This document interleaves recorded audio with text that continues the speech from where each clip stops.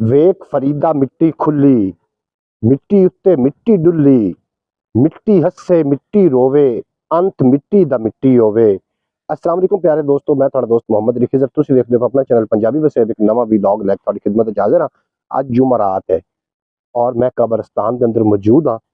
ते कब्रस्तान जाया इत्थे आया करो। कब्रस्तान ना जो मगरूरी पैदा होवे ना ते मौत नूं याद करना, ये रूहानी बीमारियां का बड़ा बेहतरीन इलाज है। इन्हां कब्रां दी ढेरियां दे विच ऐसे लोग सुते हुए ने जिहड़े अपनियां कपड़ियां नूं वट नहीं कदी पवन दिंदे हन, लेकिन ये दुनिया फानी नूं छड्ड के उन्होंने इत्थे आना पिया ते साडा भी ठिकाना आखिरकार यही है। एक दो गल्लां ने वो मैं तुहाडे नाल शेयर करनियां ने, जरूर तुसीं उस ते गौर कर लेना। एक छोटा जिहा बच्चा आ रहा ना कब्रस्तान नूं, ਉਹਦੇ ਕੋਲ ਕਿਸੇ ਪੁੱਛਿਆ ਵੀ ਤੈਨੂੰ ਡਰ ਨਹੀਂ ਹੁੰਦਾ ਕਬਰਸਤਾਨ ਜਾਵਣ ਲੱਗਿਆ, ਤੇ ਉਹਨੇ ਬੜੀ ਤੋਤਲੀ ਆਵਾਜ਼ ਨਾਲ ਸੋਹਣਾ ਜਵਾਬ ਦਿੱਤਾ। ਉਸਨੇ ਕਿਹਾ ਨਹੀਂ ਡਰ ਆਉਂਦਾ, ਅੱਬਾ ਜੀ ਹੋਰੀ ਉੱਥੇ ਹੀ ਨੇ। ਜਨਾਬ ਇਹ ਜਿਹੜੇ ਲੋਕ ਸੁੱਤੇ ਪਏ ਨੇ ਤੁਹਾਨੂੰ ਨਜ਼ਰ ਆ ਰਹੇ ਨੇ, ਇਹ ਸਾਡੇ ਵਰਗੇ ਖੁਸ਼ ਲਿਬਾਸ ਤੇ ਖੁਸ਼ ਖੁਰਾਕ ਹਨ। ਕਬਰਸਤਾਨ ਚੱਕਰ ਲਾਇਆ ਕਰੋ, ਇਹਦੇ ਨਾਲ ਰੂਹਾਨੀ ਬਿਮਾਰੀਆਂ ਦਾ ਇਲਾਜ ਵੀ ਹੁੰਦਾ ਹੈ। ਔਰ ਜਿਹੜੇ ਕਬਰ ਦੇ ਅੰਦਰ ਮੌਜੂਦ ਨੇ ਤੁਹਾਡੇ ਲਵਾਹਿਕੀਨ, ਉਹ ਤੁਹਾਨੂੰ ਮਹਿਸੂਸ ਵੀ ਕਰ ਰਹੇ ਹੁੰਦੇ ਨੇ।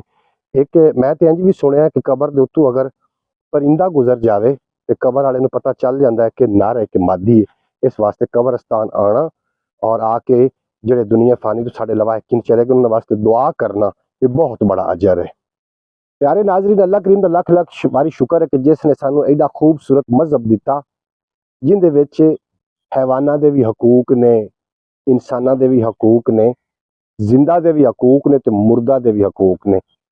और कब्रस्तान का की हकूक है कि कब्रस्तान के अंदर जाना, कबर दे उत्ते टेक ला के बहना, या कबर उत्ते पेशाब पखाना करना, या कबर दी बेहुरमती करना, ये जनाब इस्लाम दे विच हराम है। लिहाजा कब्रस्तान जदों भी आओ इन्हां वास्ते खूबसूरत तोहफा लैके आओ, इसाले सवाब करो। तोहफा इन्हां दे वास्ते खूबसूरत यही है, इसाले सवाब। ते ये जुमेरात नूं या अगे पिछे जरूर तशरीफ लिया करो। कब्रस्तान के अंदर आके एक तो रूहानी बीमारियों का इलाज भी होता है, तो दूसरे नंबर ते जनाब तुसी कब्रस्तान आओगे, थोड़े बच्चों को पता होएगा कल थोड़ियां कब्रां ते भी कोई आने वाला होएगा।